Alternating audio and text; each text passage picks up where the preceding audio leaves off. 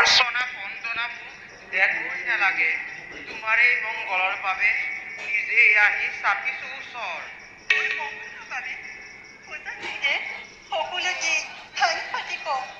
শুনা তেন্তে দৈত্যপটেশ্বৰী ব্ৰহ্মাক তপস্যা কৰি তোমাৰ স্বামীয়ে অনাহাৰে অনিদ্ৰায় থাকি হেৰুৱালে নিজ প্ৰাণ নিজৰ দুখত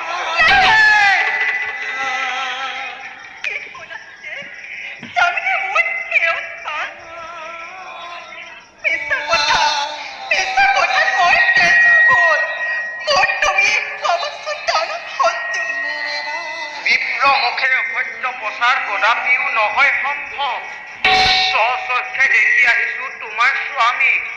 শৰীৰৰ সকলো শ্ৰম সকল হেৰাল নাই কোনো চিন্তা থাকিল সমস্ত কুই পৰুৱাই ইমানৰ পাছত ভাবিছানে জীয়াই আছে বুলি তোমাৰ কি হ'ল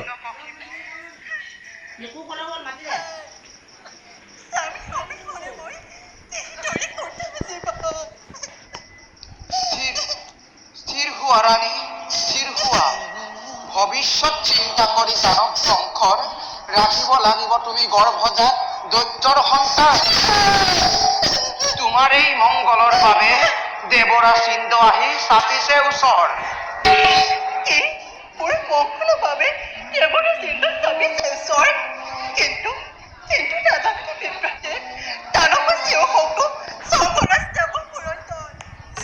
দানৱক শত্ৰু বুলি ভবা নাই কাহানী এই দেৱ পুৰন্দৰ কিন্তু কি কৰিবা ৰাণী স্বৰ্গত বিপৰ্যয় লগাই কোনাহেৰে দৈত্যপটেশ্বৰী তুমি মোক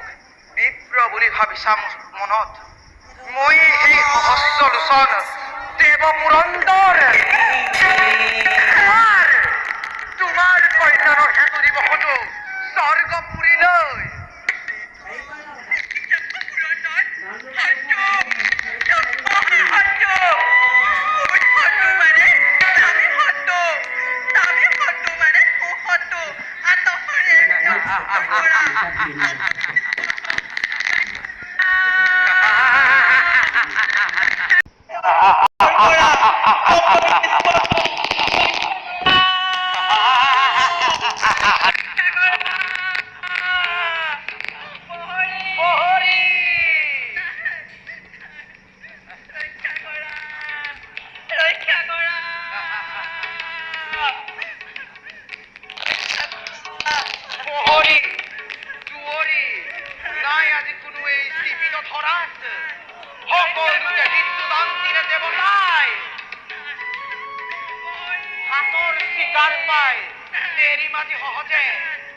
প্ৰতিহিংসা প্ৰতিশোধ পুৰাব ইন্দ্ৰই মহাৰাণী চাউলি অগ্ৰগতিপুৰে মহাৰাণী মহাৰাণী মহাৰাণী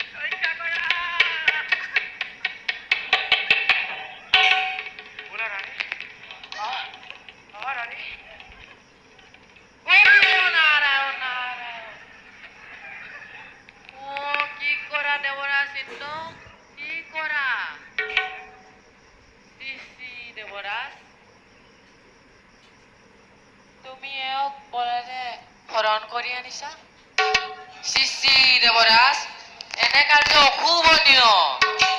দেৱৰক্ষী তাৰ একে চাইল কোনে দৈত্যৰ মণি দেৱতাৰ চিৰহত্তু হিৰণ্যকশিপুৰে ব্ৰহ্মাক তপস্যা কৰি জহিপমি বুলি গ'লে ধৰাৰ বক্ষত আৰু তাৰেই পত্নীয়ে গয়া ধুৰাণী বৰ্তমান গৰ্ভৱতী সম্ভৱা দেৱৰাজ ইন্দ্ৰ তোমাক কোনে দিলে এই সমাচাৰ তুমি যাক বলেৰে হৰণ কৰি আনিছা তেওঁৰে গৰ্ভত আছে দি নিষ্পাপ পুৰুষ মহান বৈষ্ণৱ ভাগৱত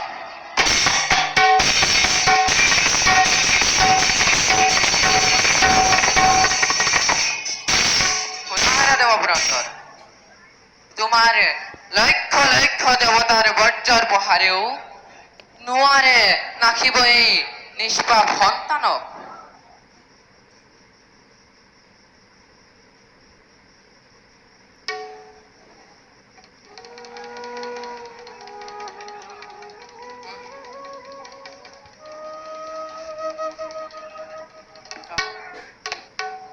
দেৱী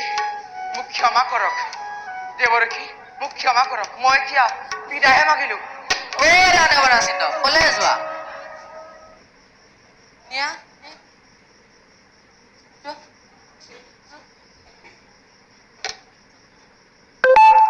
যোৱা। যোৱা দেই। ৰাণী